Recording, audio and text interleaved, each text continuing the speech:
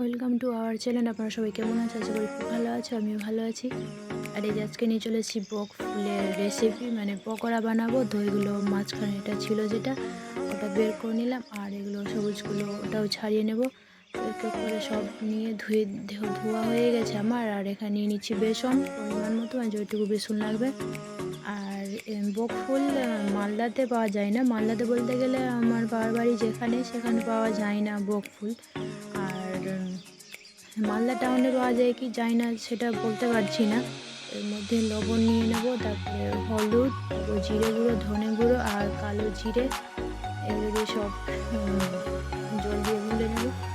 আর আর এটা এত খুব সুন্দর হয়েছিল, ভীষণ সুন্দর হয়েছিল। আমার বোর্ড তো একদম খুবই প্রশংসা করছিল, তাই ভাবলাম কেননা তোমাদের কাছে শেয়ার করা যায়।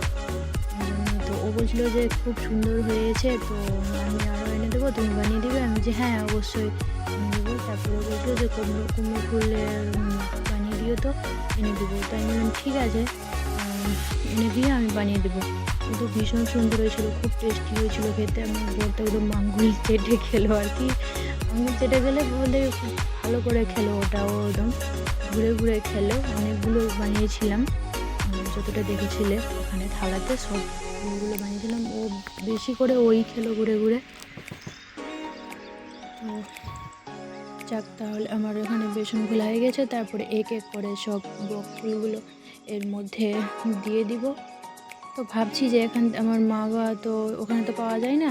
তো ভাবছি যে এখান থেকে যখন গ্রামে যাব মালদাতে, তো বক ফুল নিয়ে যাবো এখান থেকে কিনে, ওদেরকেও বানিয়ে খাওয়াবো। তো ওরা তো চমকেই যাবে যে কী বানিয়ে খাওয়ালো আমার মেয়ে। তো এক এক করে সব দিয়ে দেবো। আমার সব হয়ে গেছে এখানে। এই যে দেখো কতগুলো ফুল। আর কড়াই গরম হয়ে গেছে, তেল দিয়ে দিয়েছিলাম। তো চলো এবার সবটা ভেজে নিচ্ছি। এবার এই দিকে হয়ে গেছে ভাজা, তো দিকে উল্টে দিলাম। তো আমার রেসিপিটা কেমন লাগলো, সবগুলো ভাজা হয়ে গেছে, অবশ্যই কমেন্টে জানাবেন।